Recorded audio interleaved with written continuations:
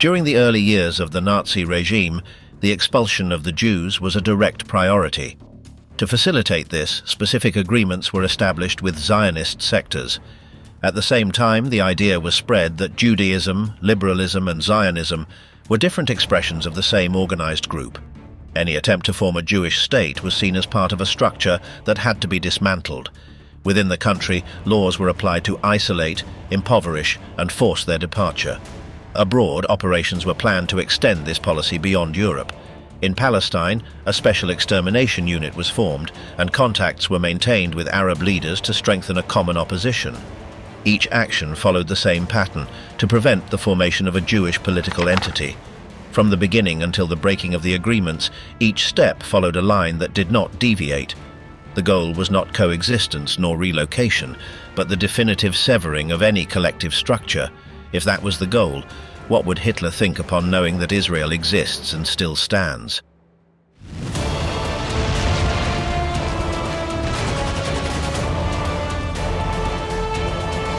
That is how Hitler's hatred of Zionism was born.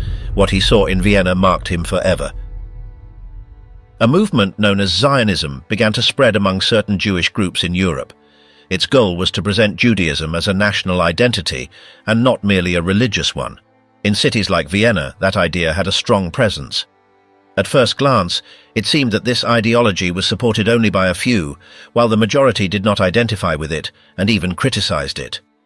But that apparent difference was not real. A closer analysis revealed that the separation between Zionists and liberal Jews was deliberately created.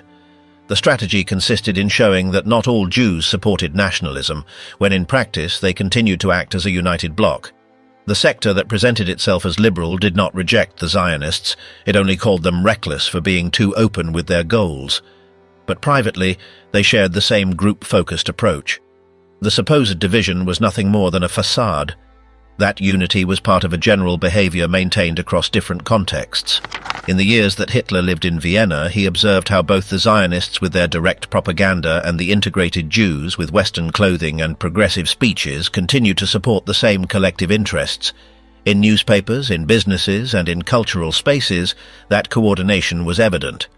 That experience fueled his view that the Jewish community acted as an organized network, beyond the external differences they presented to the public.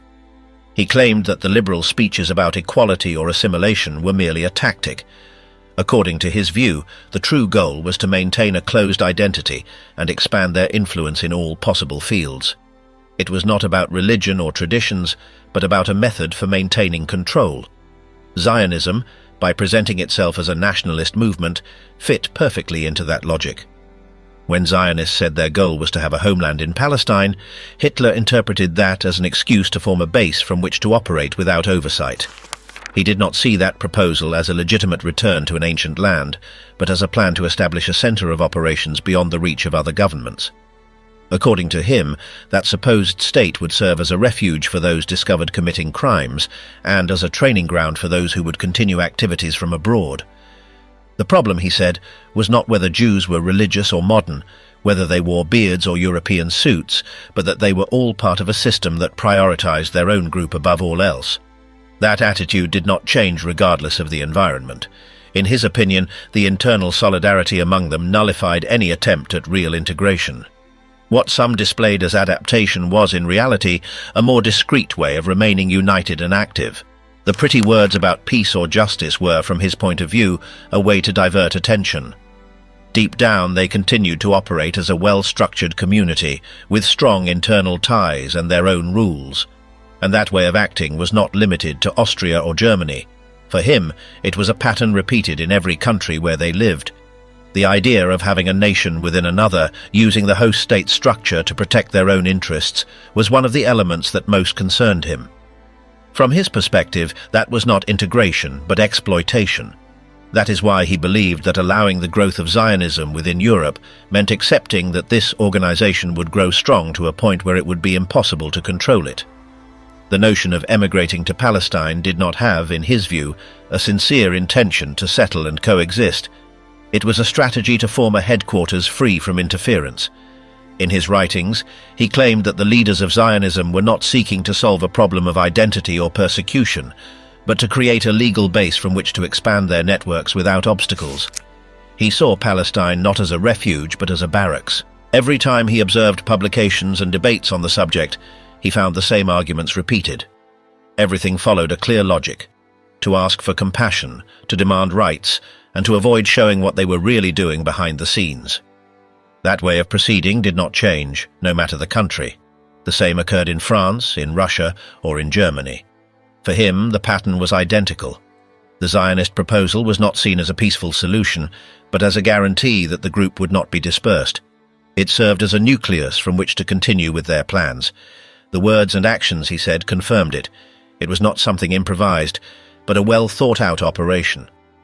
Throughout his text, Hitler insisted that Zionism, far from being a marginal ideology, was just one more piece of a global structure. He linked it to banks, publishing houses, political movements, and businesses. Everything, according to him, was connected. The institutions that managed funds, the press that influenced public opinion, and the parties that supported certain laws were part of a network where the same interests repeated themselves. In countries where open criticism was allowed, the discourse changed. Where one could not speak openly, they used hidden methods. That ability to adapt to the environment was what he highlighted the most. In any situation, they managed to keep functioning. If the laws did not suit them, they circumvented them. If they had to negotiate, they did. If they had to infiltrate, they did that as well. According to Hitler, that flexibility was not accidental but part of the system. The priority was to keep the core intact and expand its power, and that, he said, could only be confronted with an equally organized response. Dispersion or disorder would not suffice. What he described was not a simple threat, but a complete structure with clear objectives. That analysis was presented as a justification for his stance. It was not an emotional reaction, according to him, but a response based on observation. He believed that any country that did not recognize that dynamic was in danger. History, he said, had already shown what happened when limits were not set in time. The examples he gave were varied, from the humble neighborhoods where they began to organize to the high-level offices where decisions were made. Everything followed the same pattern. The place, language, or culture did not matter. What mattered was the structure, a structure that, in his view, had to be dismantled from the root. Throughout the chapter, Hitler insisted that the group's discipline was its greatest strength. Each member had a role. From the merchant in the market to the banker in the city, all fulfilled a function. That allowed them to move forward without arousing suspicion, and when someone questioned them, they presented themselves as victims. That dual strategy, silent action and public victimhood, was described as their main tool. The local laws, he claimed, were easily circumvented through legal loopholes or international agreements. That is why governments that tried to curb that influence often failed. It was not about direct force, but constant pressure. In some cases, they used the judicial system, in others, commerce or diplomacy. Faced with that, Hitler proposed a firm and centralized response. It was not enough to limit certain aspects or impose isolated rules. It was necessary to cut at the root the structure that allowed such expansion, not as an act of hatred, but as a defensive measure, according to him, to prevent that model from continuing to reproduce in different forms. The analysis ended with a clear conclusion. The threat did not come from individual acts or visible ideologies, but from a network that knew how to operate undetected. That network, he asserted, had to be dismantled with determination. And the first step was to understand how it truly functioned, beyond what they said in public. The dark agreement that saved thousands in 1933. When the Nazis came to power in Germany in 1933, one of their first priorities was to expel the Jews from the country. From the beginning, that intention was clear. Within a few months, thousands of families began to lose their jobs, their rights, and their safety. Meanwhile, within the Zionist movement, some leaders saw an unexpected opportunity. If the Jews had to leave Germany, Palestine could be the destination. At the same time, international pressure on Germany was increasing. In different countries, Jewish merchants and organizations began to demand an economic boycott against German products. They wanted to damage the Nazi economy as a form of punishment for the treatment of the Jews. This campaign began to gain strength, especially in the United States, where thousands of people stopped buying products made in Germany. That situation concerned the Nazi government. Germany was in crisis and needed exports to survive. It was then, amid two seemingly opposing interests, that a proposal emerged that would bring both sides together in an unusual way. On one hand, the Nazis wanted the Jews to leave the country.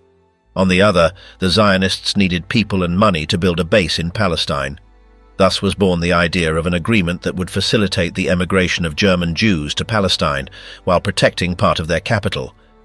That pact came to be known as the Transfer Agreement, or Havara. The negotiations were not public at first. They were carried out quietly, with intermediaries. On the Zionist side, some representatives of the Jewish agency considered it a necessary evil. They knew that collaborating with the Nazis could bring moral conflicts, but they also knew it was one of the few ways to save lives and transfer resources without losing everything. On the German side, there were sectors within the Ministry of Economy that saw the initiative as a way to avoid the international boycott, increase exports, and get rid of a population the regime considered undesirable. The final agreement established that German Jews who wished to emigrate to Palestine could deposit their money in a special account in Germany. That money would not leave the country directly, but would be used to buy German products that would then be exported to Palestine. Once there, the goods would be sold, and the emigrant Jew would receive the value of their investment, minus taxes and commissions. In this way, the Nazis managed to export goods, the Zionists received new settlers with resources, and the emigrant could escape with part of their money. The plan was officially approved on the 25th of August, 1933. It was a legal agreement, signed between authorities of the Nazi regime and representatives of the Zionist movement. This agreement was not publicly presented as a collaboration. Each side explained it with different words. The Nazis portrayed it as an economic measure. The Zionists justified it as a survival tactic, but in practice it was a limited collaboration between two ideologies that hated each other, yet shared an immediate objective: for the Jews to leave Germany. Not everyone within the Zionist movement agreed. Some leaders harshly criticized the pact. They said that accepting Nazi money was a betrayal of the Jews who were suffering persecution. They argued that it weakened the international boycott and gave legitimacy to Hitler's regime. There were very tense internal meetings where it was debated whether it was worth continuing. But in the end, the agreement was upheld. In Germany, the program functioned for several years. It is estimated that around 60,000 German Jews emigrated to Palestine thanks to the agreement. Many of them were people with education, technical training, or business experience. That strengthened the Jewish community in Palestine, both in numbers and in capabilities. Additionally, it helped build infrastructure and agricultural cooperatives that would become fundamental years later. The money transferred through the Havara system was key to the purchase of land, the creation of companies, and the development of settlements. It was a way to introduce capital without violating British currency laws. Because Palestine at that time was still under British control, and the regulations for immigrants were strict. Entry was only allowed to people with sufficient funds or specific skills. The agreement then helped meet those requirements. For their part, the Nazis did not see the agreement as a contradiction. For them, it was simply a useful policy at the time. There was no sympathy for Zionism. Hitler and his ministers still considered the Jews a threat, but as long as there was no final solution, controlled emigration seemed useful. The agreement also helped reduce international pressure by showing that there was an orderly exit for German Jews.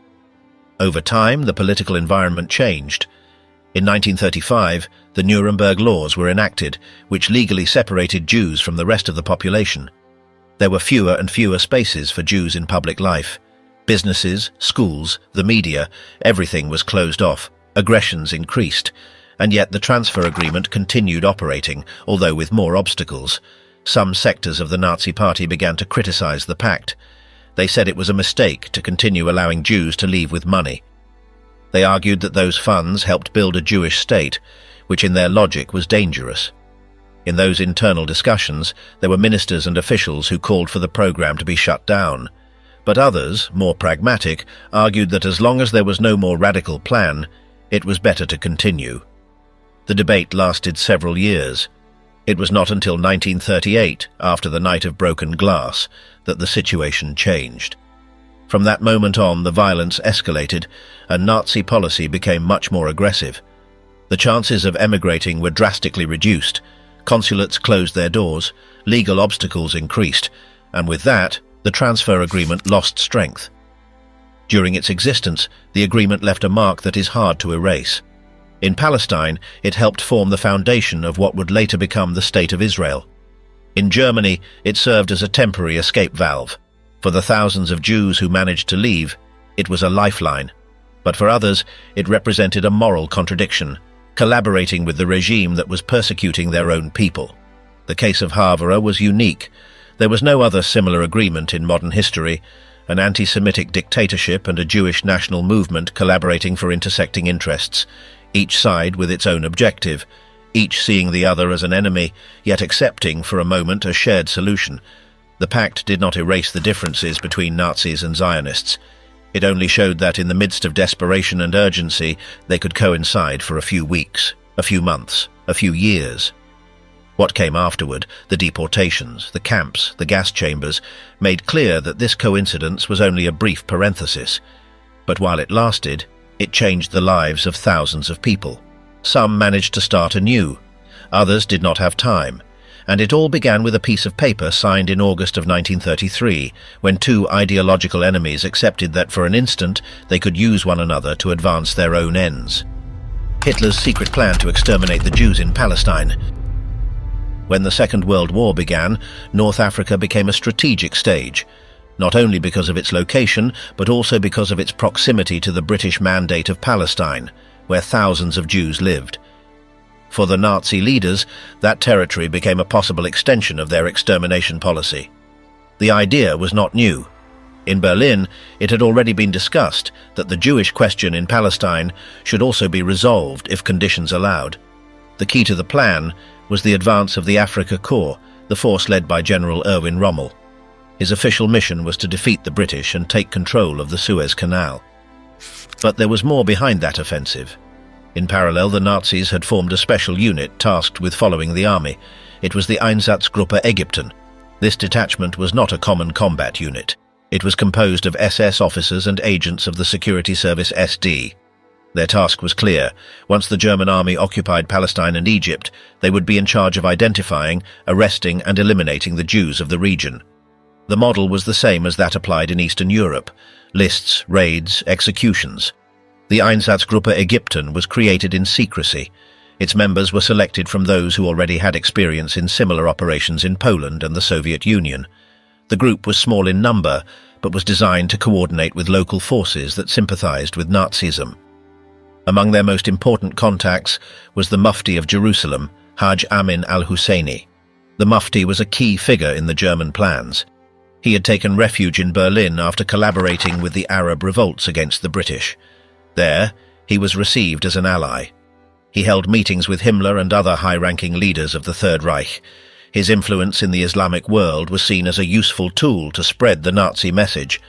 In his radio broadcasts in Arabic, he repeated anti-Semitic messages and supported the Nazi cause as a way to liberate Palestine from Jewish rule. The plans of the Einsatzgruppe Ägypten included support from already established structures in Cairo, where the German intelligence network had placed agents. They also had maps and lists provided by local collaborators. Once German troops crossed into Palestine, the group would go into action. German internal reports show that the planning was serious. It was not a vague idea, but an operation designed with precision. One of the officers in charge of the plan was Walter Rauff, known for his role in the creation of gas vans used in Europe. His presence indicated that the intentions went far beyond repression. It was about physically eliminating the entire Jewish population of the area. In Palestine, the Jewish community was aware of the risks. They closely followed the movements of Rommel and the Afrika Korps. They were preparing for the worst. Some groups trained civilians, shelters were organized, and evacuation plans were established in case of invasion. Despite their efforts, they knew that if the Nazis arrived, there was little they could do. Rommel's advance in Africa was swift at the beginning. In 1942, German troops came within just a few hundred kilometers of the Egyptian border with Palestine. From Berlin, the progress was followed with enthusiasm. The possibility of entering Jerusalem seemed near. Nazi broadcasts in Arabic were already speaking of a free Arab future without Jewish presence. But the course of the war changed. In October of that year, at the Second Battle of El Alamein, British forces managed to stop the German advance. It was a decisive turning point. The Afrika Korps began to retreat. The plan to enter Palestine collapsed. Even so, documents from the Third Reich show that the idea of exterminating the Jews in Palestine was never abandoned. It was only postponed for military reasons. The commitment to the total elimination of the Jews was a central axis of Nazi policy, and the territories of the British Mandate were part of that logic. The Mufti of Jerusalem continued his collaboration with the Nazis even after the failure in North Africa. He traveled to various parts of Europe, visited training camps of Bosnian Muslims who fought alongside the SS, and maintained a close relationship with Himmler. His hatred of the Jews was open. He expressed it in speeches, pamphlets, and meetings. For the Nazis, he was a useful, though limited, ally. In the German archives, there is evidence that Nazi authorities developed plans to deport Jews from Europe to Palestine, not as a solution, but as part of a temporary strategy.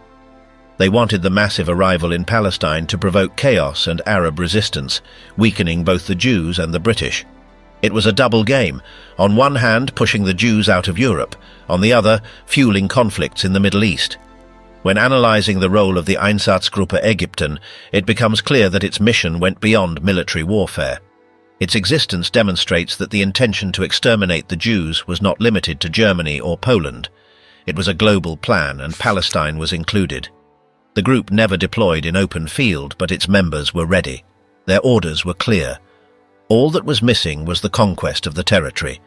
As that stage was not achieved, the group was dissolved, and its members reassigned to other units in Europe. Some later participated in repression operations in the Balkans. The existence of this group was denied for years. It was not widely discussed in the post-war trials. Only with time, and thanks to declassified documents, was its story able to be reconstructed. Today, it is known that Palestine was in the Nazi crosshairs, not as just another territory, but as a key place to extend their extermination program. The Mufti, for his part, was never put on trial. At the end of the war, he fled. He spent some time in France, then in Egypt. There he continued spreading his anti-Semitic discourse. He never showed remorse. For him, the alliance with the Nazis was part of his struggle for a Middle East without Jewish presence. The plan to exterminate the Jews of Palestine was part of a broader policy. It was not an improvised initiative. It was drafted, debated, and backed by the highest levels of the regime. The documents, the orders, and the names are recorded. The Arab world was seen as a new stage where the same techniques of annihilation already used in Europe could be applied. The story of the Einsatzgruppe Ägypten and the advance toward Palestine is one of the clearest pieces of evidence that Nazi ideology had no borders. It was not just about cleansing Germany or Poland, it was a global war against a specific group. And if the Afrika Korps had advanced just a bit further, the history of Palestine would have been very different. How Hitler used Islam to attack Zionism in the Middle East. As the war progressed, the Nazi regime realized that the Arab world could be fertile ground for its message. It was not just about influencing governments or leaders, but about reaching the population directly. For that purpose, Berlin developed a propaganda strategy adapted to the local language and customs. From the German capital, a radio station was created that broadcast in Arabic. The content was specifically designed to win the sympathy of listeners in North Africa and the Middle East. The idea was to portray Germany as a friend of Islam, opposed to British and French colonialism, and a declared enemy of Zionism. In those programs, phrases against Jews, the British, and communists were repeated. The strategy consisted of mixing religious elements with political messages. Verses from the Quran were quoted, the fight against occupation was discussed, and Jews were blamed for all the region's troubles. One of the main voices of those broadcasts was the Mufti of Jerusalem, Haj Amin al-Husseini, who became an active collaborator of the Nazi propaganda apparatus. From Berlin, he recorded speeches calling on Muslims to join the fight against Zionism. He did not act as an isolated religious leader, but as a central figure in the Third Reich's propaganda effort. In his speeches, the Mufti presented the Nazi cause as compatible with Islam. He said that Jews were common enemies and that Germany respected Muslim traditions. He claimed that an Axis victory would bring the liberation of Palestine. These words were not improvised. They were part of a script approved by high-ranking German officials. The recordings were sent from Berlin and broadcast by radio throughout the Middle East. At the same time, pamphlets and leaflets in Arabic were printed, repeating the same message. These materials were distributed by German agents or through local contacts. The content of the propaganda focused on several key points. First, it presented Jews as a threat to Arab peoples. It claimed that Zionists wanted to seize Palestine and expel Muslims. Second, it portrayed the British as accomplices in that plan. Third, it described Germany as the only country truly defending the Arab cause. In addition, historical events were used to reinforce the message. The Balfour Declaration was mentioned as a betrayal. Arab revolts were recalled, and it was claimed that traditional leaders had been deceived by the West. All this was presented as proof that only joining the Axis could change the region's destiny. The Germans did not focus solely on radio. They also tried to establish print media networks, although with less success. In some cases, they financed Arab newspapers that published articles favorable to Berlin. In others, they offered pre-written content that local editors could print as their own. The figure of the Mufti was fundamental in this strategy. He was not just a symbol, but an active operator. He participated in meetings, proposed ideas, edited texts, and maintained constant contact with the regime's propaganda services. His level of involvement was so high that he even had an assigned office within the radio apparatus. From there, he oversaw the production of religious programs, interviews, news capsules, and political statements. He used carefully constructed language, combining sacred references with calls to action. He spoke in an emotional tone, seeking to connect with the frustrations of the Arab audience. The propaganda also included music, anthems, and sound effects that enhanced the impact. The broadcasts were received in cities such as Cairo, Damascus, Baghdad, and Jerusalem. Despite British censorship, they managed to reach a significant sector of the population. British intelligence services acknowledged the danger of this campaign. In several reports, they noted that Berlin's Arabic radio was generating sympathy among some groups. Colonial authorities tried to block the signal but did not always succeed. In the texts produced by the Nazi regime, Jews were described as invaders. It was claimed that Zionism was not a liberation movement, but an international conspiracy to control foreign lands. This narrative was repeated in every speech, in every pamphlet, in every recording. The messages were not only aimed at the general public. They also sought to influence local leaders, religious figures, intellectuals, and military personnel. The goal was to create an atmosphere of rejection toward Zionism from within the Arab world. To this end, private meetings were organized, emissaries were sent, and symbolic assistance was offered. The propaganda was not limited to words, it included concrete promises. For example, the Mufti assured that after the Axis victory, Palestine would be liberated, the Jews expelled, and a new order based on Islamic Brotherhood would be established. Though these were promises without real basis, they managed to stir emotions. In addition to the Arabic broadcasts from Berlin, the Nazis attempted to spread their message through other channels. One of these was the use of Muslim prisoners in German camps. Some of these detainees, especially soldiers captured in North Africa, were used in disinformation campaigns. They were allowed to record messages to their families or communities in which they praised Germany and denounced the Allies. On several occasions, Muslim celebrations were organized within German territory, supervised by the SS. These ceremonies were filmed and presented as evidence of respect for Islam. They were then disseminated throughout the Arab world to reinforce the idea that the Third Reich was not an enemy of Muslims. Collaboration with the Mufti included meetings with high-ranking Nazi party officials, including Himmler and Ribbentrop. In those meetings, ways to intensify the campaign against the Jews were discussed. The Mufti proposed concrete actions, such as preventing Jewish emigration to Palestine and increasing pressure on Arab governments that accepted refugees. A special department was created within the propaganda apparatus dedicated exclusively to Arab countries. This team was composed of experts in Arabic language, Islamic history, and Middle Eastern culture. Its mission was to produce material that appeared local, though it was made in Germany. They also worked on generating rumors favorable to the Nazi regime. For example, they spread the idea that Hitler had secretly converted to Islam, or that he planned to build a great mosque in Berlin. Although these were obvious falsehoods, these stories circulated and were believed by segments that already distrusted British and French power. Another tool was cinema. In some cities, German documentaries subtitled in Arabic were shown, presenting the Third Reich as a defender of order and tradition. These screenings were often accompanied by talks or printed materials. The role of the local press was mixed. While some newspapers supported the Nazi line, others were more cautious. But the propaganda apparatus was not aiming for unanimity, but for penetration. It was enough for part of the message to get through to generate an impact. The war in North Africa gave the Germans an opportunity to strengthen their influence. As the Africa Corps troops advanced, Arabic language materials were distributed in every occupied area. Inhabitants were promised liberation from European rule. In return, they were asked for moral and logistical support against the Jews and the Allies. In Libya, Tunisia and Egypt, pamphlets signed by the Mufti were found, calling for Islamic unity to expel the Zionists. These texts were dropped from airplanes or handed out by soldiers. Loudspeakers mounted on mobile caravans were also used to play recorded messages as they traveled through villages. Attempts were also made to form Muslim units within the German army.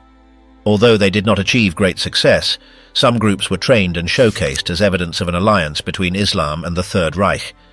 These experiments were widely publicized in visual and radio propaganda. Symbolically, the idea was promoted that Hitler and Muhammad shared common enemies. Illustrations were published portraying both as heroic figures fighting against Jewish imperialism. These comparisons were offensive to many, but in certain radicalized circles they were received with enthusiasm. The impact of this propaganda was not uniform. In some sectors it generated rejection, especially among those who distrusted Europeans, regardless of which side they were on. But in others, it struck a chord. Some religious and political leaders adopted Nazi rhetoric and used it in their own speeches. After the war, some of these materials were used as evidence in international trials. It was demonstrated that the Nazi propaganda apparatus had actively worked to influence Arab public opinion with anti-Zionist and anti-Semitic aims. The legacy of that campaign outlived the fall of the Third Reich. Some of its narratives continued to circulate in Arab media for decades. The Mufti, for his part, was never tried and remained a controversial figure until his death. The alliance between the Nazis and certain leaders of the Islamic world was neither massive nor uniform, but it was real and documented. It formed part of Germany's strategy to weaken the Allies and to curb Jewish migration to Palestine. The Great Contradiction, pacts with governments that hated the Jews. In the early 1930s, while anti-Semitism was spreading across Europe, sectors of the Zionist movement began seeking agreements with governments that openly rejected Jews. The objective was not ideological. It was practical, to get people out of hostile territories and bring them to Palestine. That need pushed Zionist leaders to negotiate with those who, in another context, would have been declared enemies. In Germany, Hitler's rise changed everything overnight. The exclusion laws and attacks on the Jewish community multiplied. In that scenario, the idea of an agreement with the Nazis began to circulate. To many, it seemed inconceivable. But from the Zionist perspective, each day that passed without extracting their people meant a greater risk. The proposal was simple. German Jews would sell their assets and deposit the money in a blocked account. That money would be used to import German goods into Palestine. Once there, the goods would be sold, and the emigrant would receive part of their original capital. It was a formula to circumvent currency movement restrictions and bypass the economic boycott against Germany. For the Nazis, it was also useful. They exported goods, obtained foreign currency, and got rid of citizens they did not want. The pact was signed in August of 1933. It was called the Transfer Agreement, or Havara. Although limited in scope, it was a key tool to get thousands of Jews out of the country. It also caused a rift among sectors of Judaism. Many community leaders accused the Zionists of betraying the fight against the Nazi regime. The World Jewish Congress, for example, advocated for a total boycott of Germany. But the Jewish Agency for Palestine, controlled by Zionists, had other priorities. For them, saving lives and building the future state were more urgent than sanctioning the German regime. That division marked the entire decade. The same occurred in other countries. In Poland, where anti-Semitism was also official, there were contacts between Zionist groups and authorities. The possibility was discussed of thousands of Jews leaving the country for Palestine. The Polish government viewed that option favorably.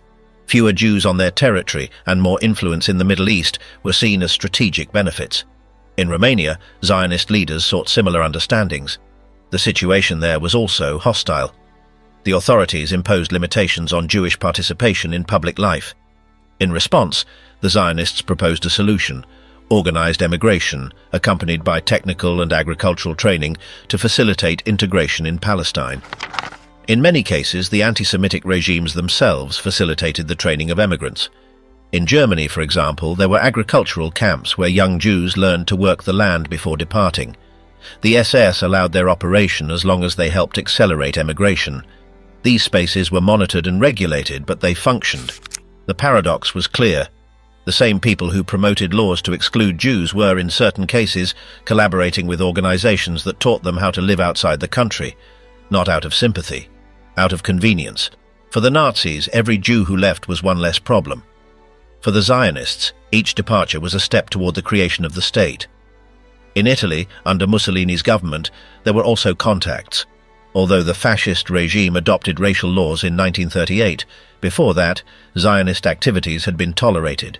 Even the formation of youth groups training for emigration to Palestine was permitted. On some occasions, the government itself provided facilities for those purposes. The logic behind these alliances was shared. Both sides wanted the Jews to leave, but their reasons were different. One sought to eliminate their presence, the other to build a homeland. On that point they aligned, but the political cost was high. Many within the Zionist movement criticized those collaborations. They argued that they were unacceptable concessions to oppressive regimes. In internal meetings, there were debates about whether it was morally right to negotiate with governments that humiliated and persecuted their communities. But urgency weighed heavier. Each delay meant new arrests, assaults, or restrictions. The priority was to save lives, not to win ethical debates. The negotiations were tense. In Berlin, the Zionist representatives dealt with officials from the Ministry of Economy and the SS. There was mutual distrust, conditions that changed weekly, and constant surveillance. Yet despite everything, the agreement remained active for several years. During that time, about 60,000 German Jews emigrated to Palestine under the framework of the Havara. Many brought machinery, tools, or commercial goods with them.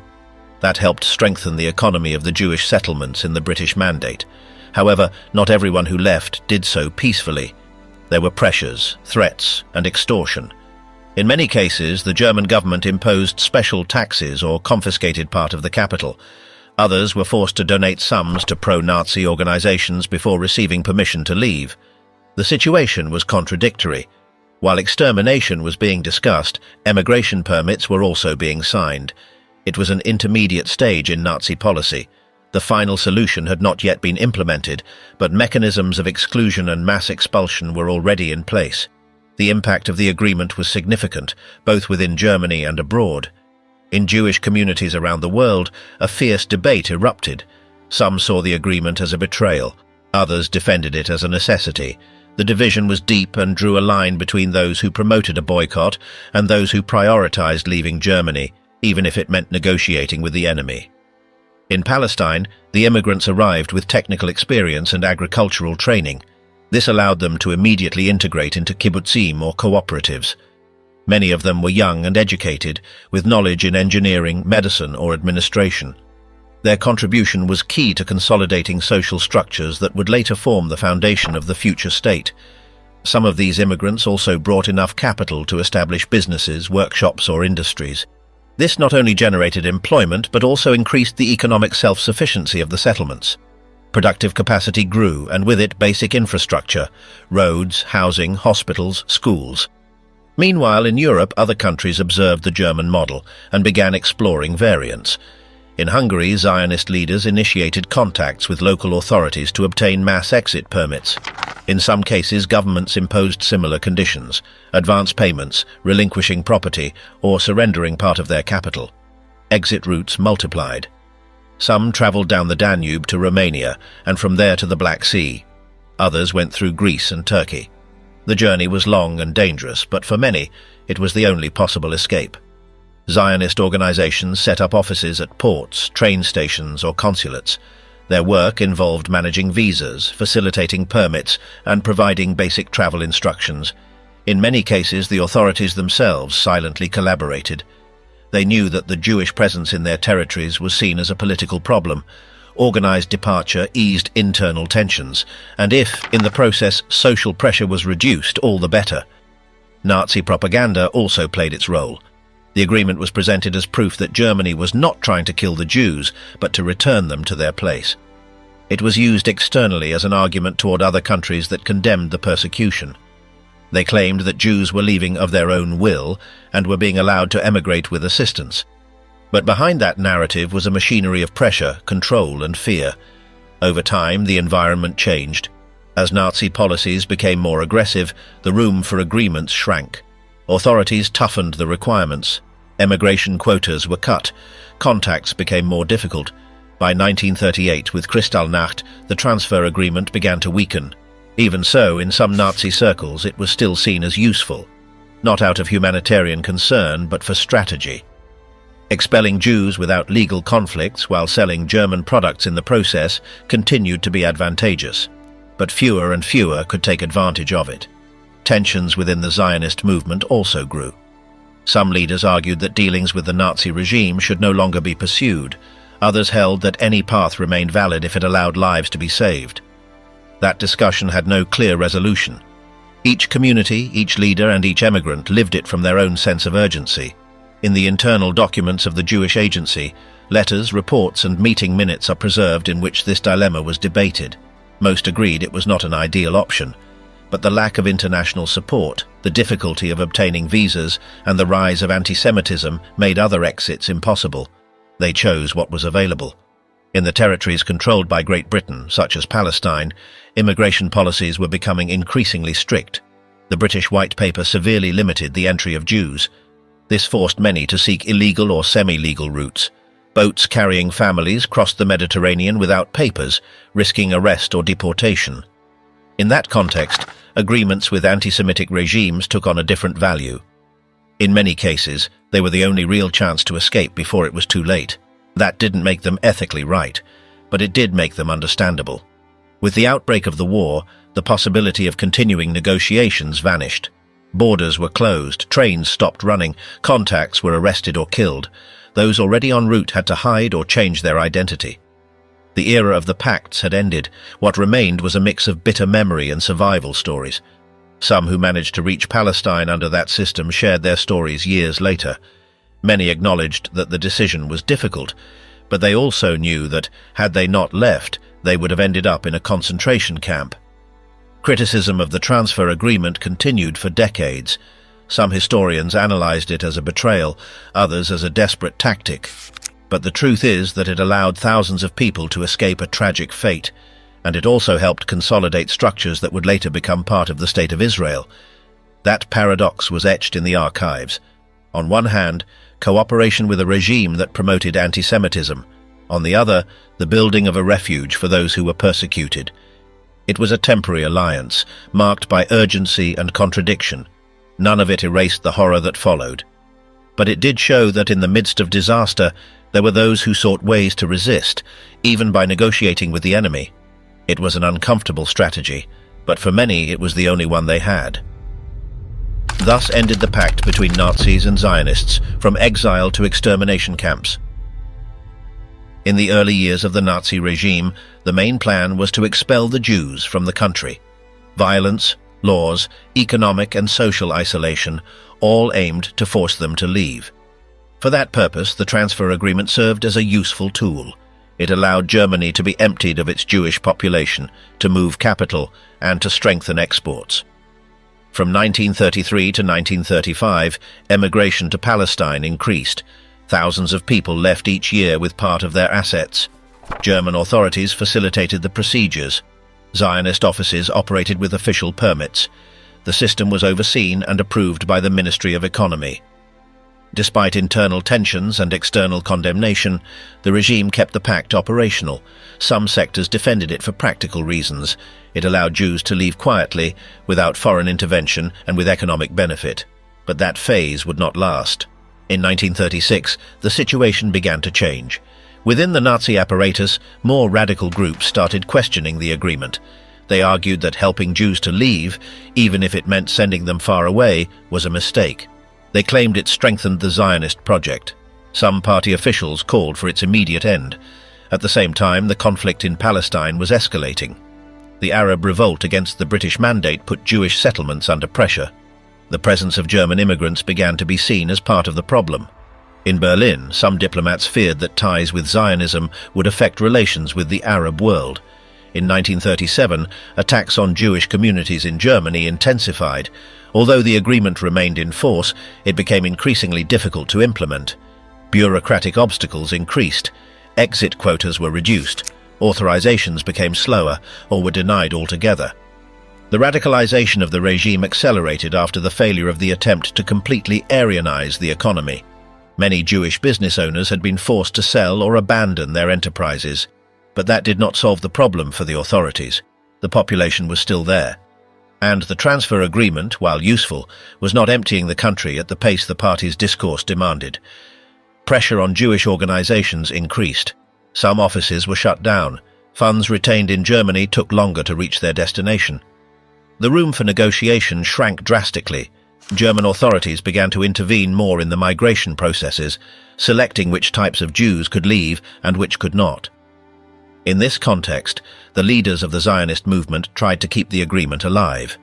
They knew that, despite everything, it was the only legal channel to leave the country with some money. Any other route was uncertain, dangerous, or entirely closed. Even so, the possibilities kept narrowing. The situation exploded in November of 1938. The so-called Night of Broken Glass marked the symbolic and practical end of the agreement.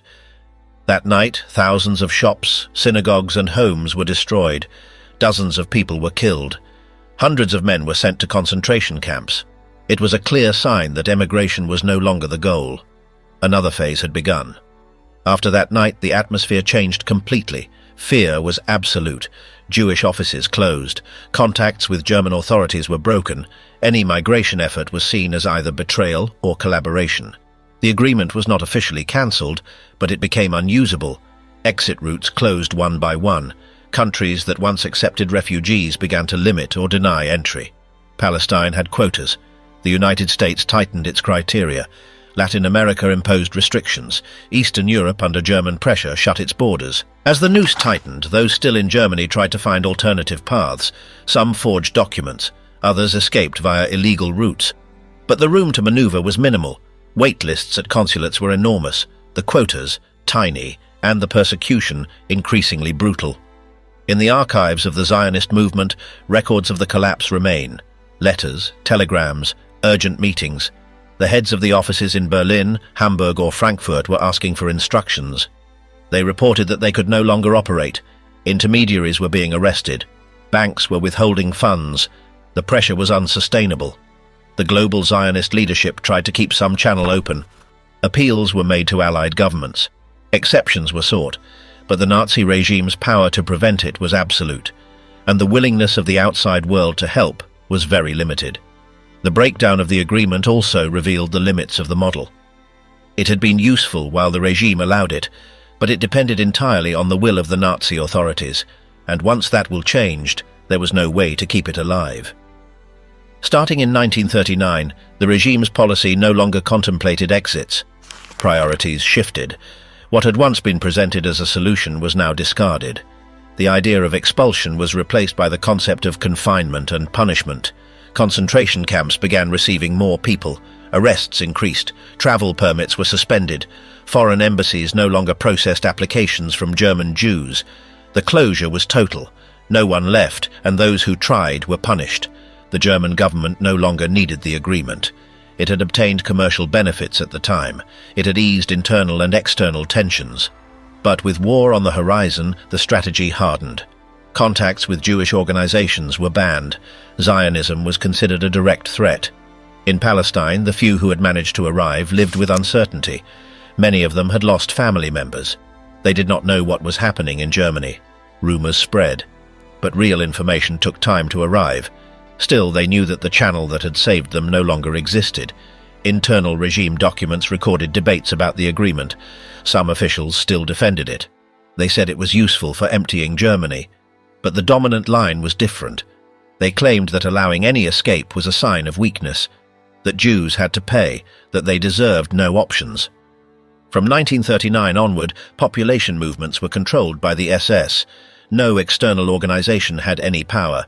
Previous agreements no longer applied. Everything was handled by the security apparatus, and the order was clear: detain, classify, and isolate. The shift was drastic.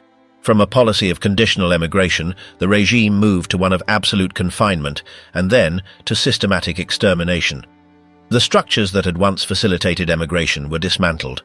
Aid networks were targeted. Jewish leaders who had negotiated with the Nazis were arrested or silenced. The memories of those who lived through that period confirm it.